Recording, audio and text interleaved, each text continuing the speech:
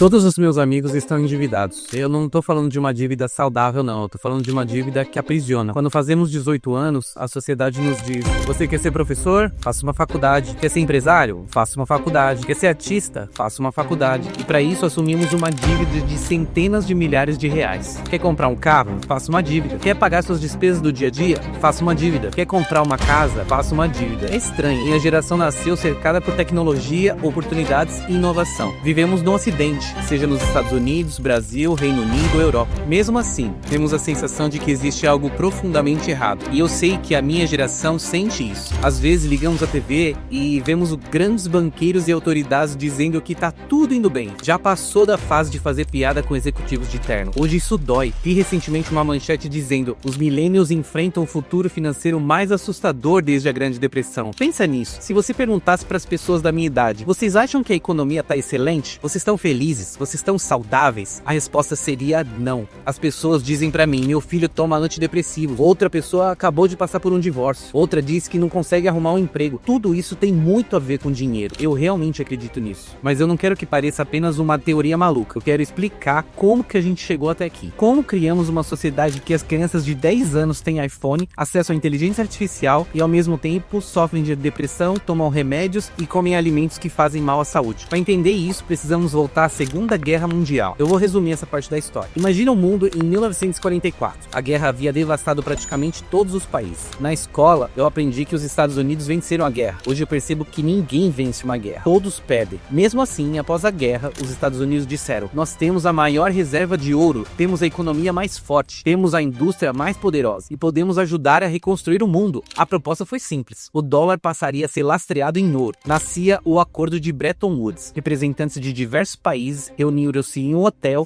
e concordaram: vamos utilizar o dólar como moeda internacional porque os Estados Unidos são a economia mais forte. Além disso, ficou estabelecido que uma onça de ouro valeria 35 dólares. Foi criado o Banco Mundial, o dólar tornou-se a principal moeda do comércio internacional. Mais de 30 anos depois, o mundo já utilizava o dólar em praticamente todas as transações internacionais. Então veio o chamado choque Nixon. Os Estados Unidos estavam gastando cada vez mais dinheiro, principalmente em guerras. Em determinado momento, a França percebeu que havia dólares demais circulando. Então disse: queremos nosso ouro de volta. Em outras palavras, vocês emitiram mais dólares do que possuem em ouro. A resposta americana foi diferente do esperado. Em 71, o presidente Nixon anunciou que os Estados Unidos deixariam de converter dólares em ouro. Na prática, o dólar deixou de ter lastro. A partir daquele momento, passou a existir apenas porque o governo dizia que ele tinha valor. Nixon justificou dizendo que era necessário proteger o dólar, combater a inflação e impedir ataque de especuladores internacionais. Mas aquele discurso marcou o início de uma nova era monetária. Depois que os Estados Unidos abandonaram o padrão ouro, surgiu uma pergunta: como convencer o mundo inteiro a continuar usando dólares que agora não eram mais conversíveis em ouro? A resposta veio em 74. Foi criado o chamado petrodólar. Os Estados Unidos fizeram um acordo com a Arábia Saudita, um dos maiores produtores de petróleo do mundo. O acordo era simples: vocês vendem petróleo apenas em dólares. Em troca, os Estados Unidos forneceriam proteção militar, armas e apoio estratégico. Na prática, o dólar deixou de ser lastreado em ouro e passou a ser sustentado pela importância do petróleo e pela influência militar americana. Isso permitiu que o sistema continuasse funcionando. Depois veio outra etapa. Na década de 80, iniciou-se aquilo que ele chama de financiarização da economia. A lógica era simples: se os Estados Unidos continuariam emitindo dólares para o resto do mundo, seria necessário expandir continuamente o crédito. Mais empréstimos, mais dívidas, mais crescimento baseado em crédito. Foi durante o governo do Reagan que essa política ganhou força. O governo defendia que reduzir impostos, estimular o crédito e aumentar o endividamento faria a economia crescer indefinidamente. Mas existe um problema: toda dívida precisa ser paga um dia. E foi exatamente isso que aconteceu em 2008. A maior crise financeira desde a Grande Depressão. Grandes bancos e instituições financeiras estavam praticamente quebrados. Em um mercado realmente livre, muitos deles desapareceriam. Mas aconteceu o contrário: foram socorridos pelos próprios governos. Enquanto milhões de pessoas perderam empregos, casas e economias, diversas instituições financeiras foram resgatadas com dinheiro público. Hoje vivemos um novo estágio desse processo. Os mercados parecem fortes, as bolsas batem recordes, mas quem realmente está crescendo? Apenas um pequeno grupo de gigantes da tecnologia. Enquanto isso, grande parte da população sente que sua realidade não melhorou. Os salários não acompanham o custo de vida. O acesso à moradia ficou mais difícil e a sensação de prosperidade não chega à maioria das famílias. Ao mesmo tempo, os governos utilizam cada vez mais o dólar como instrumento de influência internacional. Países sofrem sanções, ativos são congelados, o sistema financeiro transforma-se também em ferramenta de política externa. Então surge outra discussão. A culpa é da direita, da esquerda, do Trump, do Biden? Essa discussão perde o foco do verdadeiro problema. Independente de quem esteja no poder, o sistema continua funcionando da mesma maneira. Os déficits continuam aumentando, a dívida pública continua crescendo. Quando alguém argumenta que tudo isso é aceitável porque a economia também cresce, ele faz outra provocação. Se olharmos a dívida em relação ao PIB, os Estados Unidos possuem hoje um endividamento comparável ao período da Segunda Guerra Mundial. Ao mesmo tempo, ouvimos constantemente que os empregos estão melhores, que a renda cresce e que todos estão prosperando. Mas essa não é a realidade da maioria das pessoas. Na visão deles, a prosperidade existe principalmente para os mercados financeiros, não para os seus amigos, não para a sua geração. Foi nesse momento que ele começou a estudar um conceito conhecido como dilema de Triffin. Segundo esse princípio econômico, existe uma consequência inevitável quando um país decide transformar sua moeda na principal reserva de valor do mundo. Para fornecer dólares suficientes ao restante do planeta, esse país precisa manter déficits permanentes, ou seja, precisa emitir cada vez mais moeda. Isso cria um conflito. De um lado, atender a demanda mundial por dólares, do outro, preservar a saúde econômica da própria população. Esse conflito nunca foi um acidente, foi uma escolha. E essa escolha teve um preço. Então, qual que é o custo disso tudo? Eu quero deixar uma coisa bem clara, principalmente em defesa da minha geração. Nós exportamos dólares, mas sabe o que mais exportamos? Nossos empregos, nossa saúde, nossa estabilidade, nosso bem-estar. O custo de imprimir dinheiro não é pago com dinheiro. Você ouve as pessoas dizerem, temos muita dívida, mas basta imprimir mais dinheiro para pagá-la. Não, o custo não é pago com os pedaços de papel que eles imprimem. Quer saber quem paga essa conta? Nós, as pessoas, quem tá me assistindo, e principalmente os jovens. Nos venderam a ideia de que possuir a moeda de reserva mundial é uma espécie de superpoder, mas para mim isso é uma doença. E as famílias? Como elas evoluíram desde 1971? Veja esse gráfico. O número de filhos por mulher despencou. Estamos vivendo uma crise demográfica. Percebe onde começa essa queda? Foi justamente quando começamos a imprimir dinheiro. Estranho, né? E a porcentagem de crianças nascidas de mães solteiras? Isso não é um problema de raça, é um problema global. E a idade média que as pessoas se casam, ou formam uma família, ou constroem um relacionamento duradouro, também aumentou. Estranho, né? E os divórcios? Vocês sabem qual que é a taxa de divórcio atualmente? Cerca de 50%. E a saúde?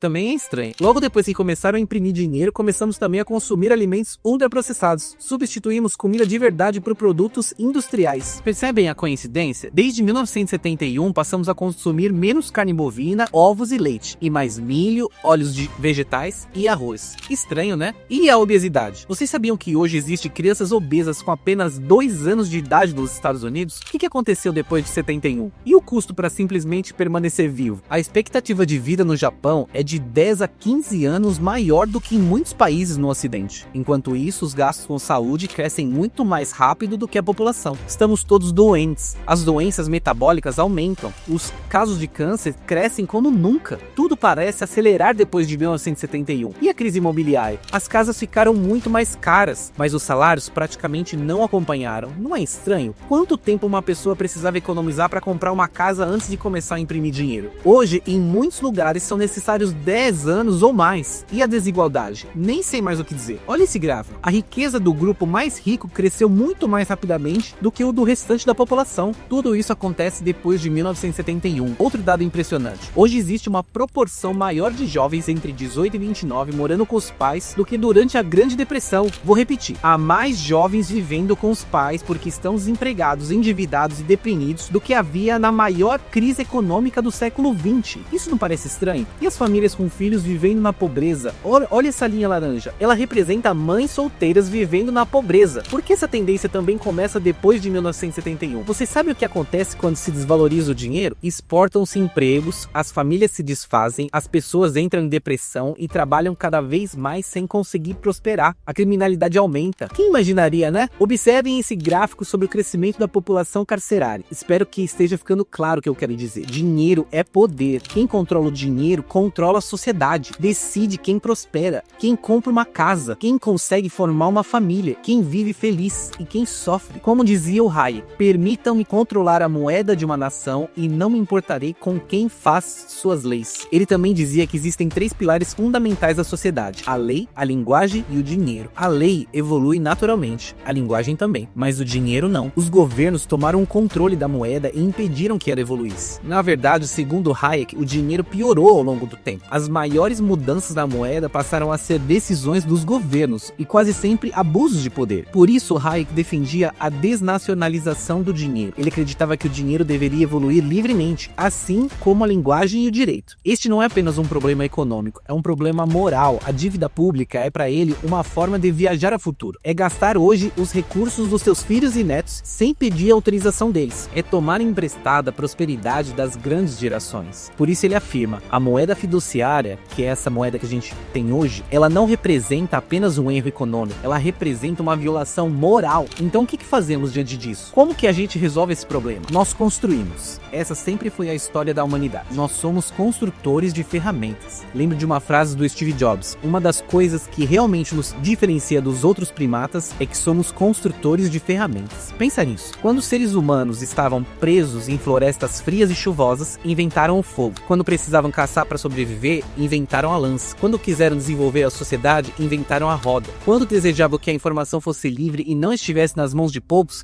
inventaram a prensa de Gutenberg. Quando precisaram de energia, inventaram a eletricidade. Quando quiseram ampliar a capacidade da mente humana, inventaram o computador. Quando desejaram comunicação livre entre pessoas do mundo inteiro, inventaram a internet. E quando decidiram criar um sistema monetário baseado em regras que ninguém pudesse violar, criaram o Bitcoin. Quero que minha geração entenda isso. Muitas pessoas na mídia dizem que o Bitcoin é apenas para especuladores, que é coisa de fundos de investimento, que é para jovens ricos comprando iates em Miami. Não é. Minha geração tá sofrendo. As coisas não estão indo bem. Para mim, o Bitcoin é uma questão moral. Antes de ser código de computador, antes de ser um ativo financeiro, antes de ser uma rede, o Bitcoin é um código moral. Quais são esses princípios? Você não deve censurar, você não deve inflacionar. Não importa quem você seja, não importa quantas armas possua, não importa quem seja o presidente. A regra é: você não deve inflacionar, você não deve confiscar. O Bitcoin representa propriedade privada, é a sua propriedade. Você não deve falsificar, você não deve roubar. Antes de Wall Street enxergar o Bitcoin como um ativo de melhor desempenho da década, ele já era uma ideia ética. Esse é o tipo de mundo em que queremos viver. Um mundo sem roubo, sem inflação, sem censura, sem confisco, sem falsificação. Um sistema em que todos são tratados pelas mesmas regras. Então surge outra pergunta: como podemos tornar isso possível? Quero que principalmente os jovens entendam isso. Hoje somos vendidos a inúmeras narrativas. Parece loucura você ouvir um youtuber falando sobre dinheiro, mas eu preciso que você entenda uma coisa: a força do Bitcoin está nos números, está na criptografia, mas também está nas pessoas que acreditam nele e o defendem diariamente. Bitcoin sem bitcoiners é apenas um software que ninguém utiliza. Os bitcoiners são parte do Bitcoin. São pessoas que operam nós, validam regras e protegem a rede. Se você acredita no Bitcoin, precisa acreditar também nas pessoas que sustentam esse sistema. Porque antes de ser um ativo financeiro, o Bitcoin é uma filosofia. Antes de ser uma rede tecnológica, ele é um movimento. E sua força não é política, não é militar, é matemática. Às vezes é difícil compreender números muito grandes. Sabemos o que é 1 milhão, sabemos o que é 1 bilhão, mas e 1 trilhão? 1 bilhão de segundos aconteceu há aproximadamente 32 anos. E 1 trilhão de segundos? Naquela época, a Terra ainda estava coberta por gelo. É assim que o Bitcoin encontra sua força. Ele utiliza números tão grandes que nenhuma guerra, nenhuma arma e nenhuma violência conseguem derrotá-lo. Imagine alguém colocando uma arma na sua cabeça. Essa pessoa pode obrigá-lo a entregar a sua casa, pode obrigá-lo a entregar o seu ouro, mas não consegue resolver um problema matemático. É por isso que os direitos de propriedade do Bitcoin são tão fortes. Se alguém quiser roubar minha casa,